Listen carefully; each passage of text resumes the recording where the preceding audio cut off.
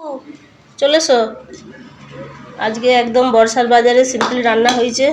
ভাত, এটা হচ্ছে নিম পাতা আলু, আর এটা এমনি সাদা আলু, অল্প একটু লঙ্কা দিয়ে মাখিয়েছি, আকাশ তো খেতে পারবে না। আর হয়েছে ডিম সেদ্ধ আর পাতলা করে মুসুরির ডাল। বাইরে তো প্রচণ্ড বৃষ্টি হচ্ছিল, তো ভাবলাম দুপুরবেলা একটু শর্টকাট রান্না করা যাক। মাছ ছিল, তবে রাত্রিতে করব, তাই আজকে ডাল, আলু ভাতে আর ডিম সেদ্ধ করি। নমস্কার, কেমন আছো তোমরা সবাই? আশা করি ভালো আছো। আমার নতুন একটি ব্লগে তোমাদের সবাইকে স্বাগত জানাই। আজকে আমি একটা নতুন রেসিপি বানাবো, সেটা হচ্ছে লাউ পাতা আর কুচো চিংড়ি দিয়ে পোস্ত ভাপা। তো কিভাবে বানাই, কেমন লাগে খেতে, তো চলো পুরো ব্লগটা দেখতে থাকো। ভালো আছে বাবু লিচুগুলো? হ্যাঁ, মিষ্টি। প্রচুর মিষ্টি। আকাশ আর ওর বাপি না দুজনেই দুপুরবেলা মাছ খাবে না বলছিল। মাছ মাংস তো রোজেরই প্রায় হয়, মানে মাংসটা তো সপ্তাহে 2-3 দিন হয়েই যায়, আর মাছটা তো থাকে, কারণ আমি মাছ ছাড়া একদমই ভাত খেতে পারি না। তো আকাশ আর ওর বাপি বলছে যে আমরা মাছ খাবো না, ডিম সেদ্ধ করে দাও, খাবো ভাত দিয়ে। তো সেই জন্য আর মাছটা রান্না করলাম না। আর এদিকে দেখো আকাশবাবু হচ্ছে ফল নিয়ে বসে গেছে, আম আর লিচু নিয়ে। আকাশ তো প্রচণ্ড লিচু খেতে পছন্দ করে, আর আমিও শাকটা নিয়ে বসে গেছি, কারণ সন্ধ্যা হয়ে গেছে। এবার আমাকে রেসিপিটা বানাতে হবে। শাকটা না আগের দিনের একটু ঝিমিয়ে গেছে। লাউ শাকটা এখন আমি সেদ্ধ করতে বসিয়ে দিয়েছি, অল্প একটু নুনও দিয়ে দেবো।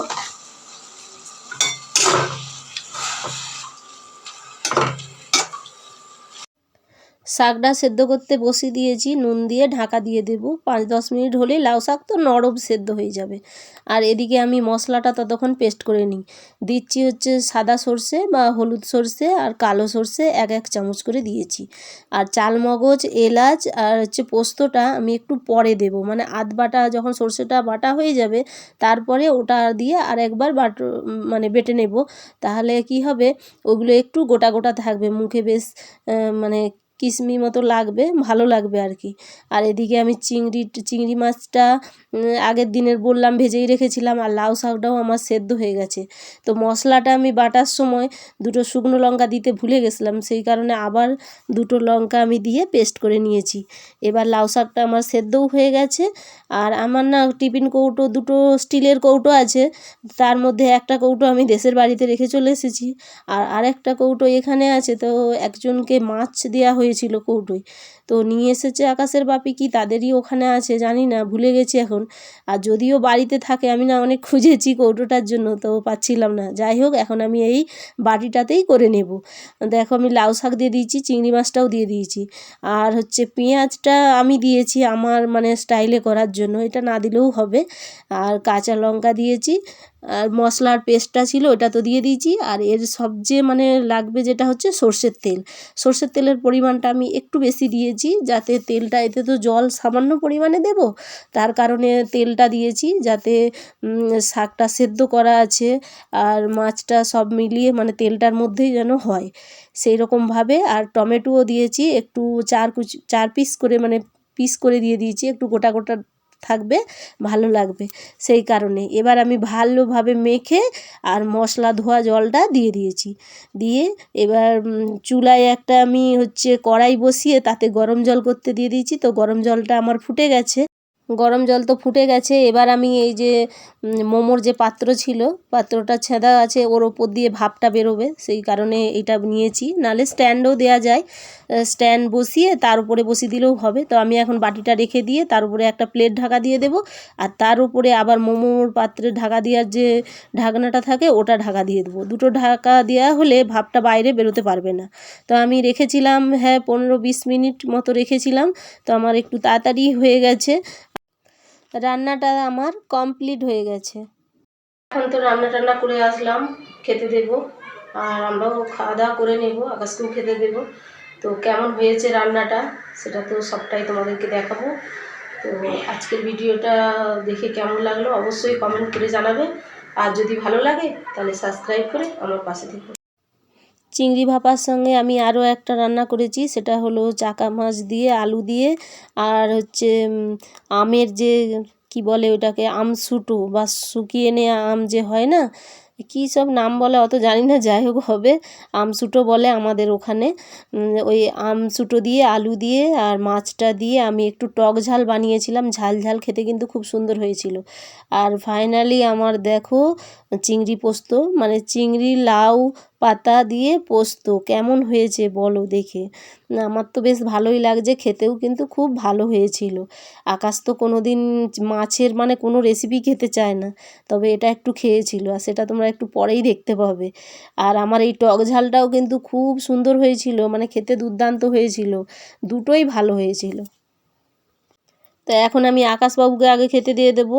আমি তো প্রত্যেক দিন বলি কেমন হয়েছে টেস্ট করে, আকাশবাবুও বলে। ও আর ওর বাপি তো ক্যামেরার সামনেই আসতে চায় না, তা এখন আমি আকাশকেই আগে দিয়ে দেবো, কারণ ওর খেতে প্রচণ্ড দেরি হয়, আর তার মধ্যে আবার লাস্টের দিকে আমাকে খাইয়ে দিতে হয়। তো আকাশ বলে যে মা আমি পাতা খেতে ভালোবাসি, মানে মাছে হোক আর যাই হোক পাতাটা রান্না করলে, পাতা বলতে মানে লাউ পাতা বা মাছের লাউ পাতা দিয়ে যে মাছের ভাপা হয়, যেটা ভেতরে বড় চাকা মাছ দিয়ে ভাপা হয়, তো ওটাও আমি একবার বানিয়েছিলাম। তো সেটা আকাশ ওই তখনই বলতো যে মা আমি পাতা খাবো। ও তো ঠিকঠাক বলতে পারে না রেসিপির নাম। তো আজকে আমি ওকে বলছিলাম যে আজকে আমি পাতা বানিয়েছি, তুমি পাতা খাবে? তো না হলে তো ও মাছের মানে কোনো রেসিপি হলে খাবে না, সেই কারণে পাতা শুনে বলছে আমি একটুখানি খাবো। তো এখন ও বসে পড়েছে আকাশ, তো আমি ওকে এখন খেতে দিয়ে দিই। খেতেও ভালো হয়েছে আর দেখতেও ভালো হয়েছে, আর গন্ধটাও খুব সুন্দর উঠছিল, কারণ এলাচটা দিয়েছি, এলাচের একটা থাকে, আর সর্ষের তেল আর সর্ষে দুটো মিলিয়ে এত ঝাঁঝ। আকাশের বাপিও বলছিল, বলছে কৌটোটা খোলার পর না প্রচণ্ড একটা ঝাঁঝোলো ভাব আসছে। আর সর্ষের তেলটা, এই তেলটা না খুবই ভালো। মানে নেপালে না হলে আরও এক রকমের আলাদা কোম্পানির একটা তেল পাওয়া যায় সর্ষের তেল, সেটা অতটা ঝাঁঝ নেই বা অতটা ভালোও নয়। তো এই তেলটা অনেকটাই ভালো সেই তুলনায়। আমি বেশিরভাগই দেশের বাড়ি থেকে আসার সময় কিন্তু সর্ষের তেলও নিয়ে আসি। সর্ষের তেলের যে বোতলগুলো হয় 1 লিটার, হাফ লিটার ওরকমভাবে 2 রকম নিয়ে আসি, যাতে আমার হয় অনেক দিন এখানে চলে যায়। তবে সারা বছর তো আর ওখানের তেলে হবে না, এখান থেকেও তেল কিনতে হয়। তো এখানের তেলের তুলনায় আমাদের ইন্ডিয়ার তেল অনেক বেটার, অনেক ভালো, মানে ঝাঁঝে গন্ধে। তো এখানেও যে ফ্যামিলি, ধারা 2 রকমের কোম্পানি আছে, ওই দুটোর মধ্যে একটা ভালো, একটা সেই তুলনায় একটু কম। যাই হোক আকাশবাবু খেতে বসে গেছে, অনেক লজ্জা পাচ্ছে খাওয়ার সময়। তো ও নুয়ে নুয়ে করছে, আমি যখনই ওর দিকে ক্যামেরাটা নিয়ে যাচ্ছি ও তখনই লজ্জা পাচ্ছে, তখনই নিচু হয়ে যাচ্ছে।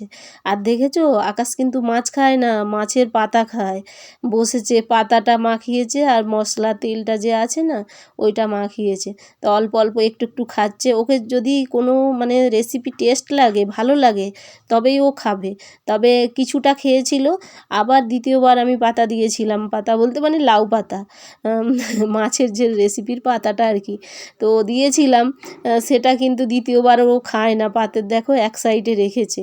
ওটা হচ্ছে মনে হচ্ছে একটু লঙ্কা ঝাল লেগে গেছিলো, মনে হয় কাঁচা লঙ্কা মুখে লেগে গেছিলো। যাই হোক এদিকে আমিও খেয়ে নিচ্ছি, তোমাদের দাদাভাইও খাচ্ছে, অনেক দিনের পর একসঙ্গে আমরা খেতে বসেছি। তা আজকের ব্লগটা এই পর্যন্তই, দেখা হবে।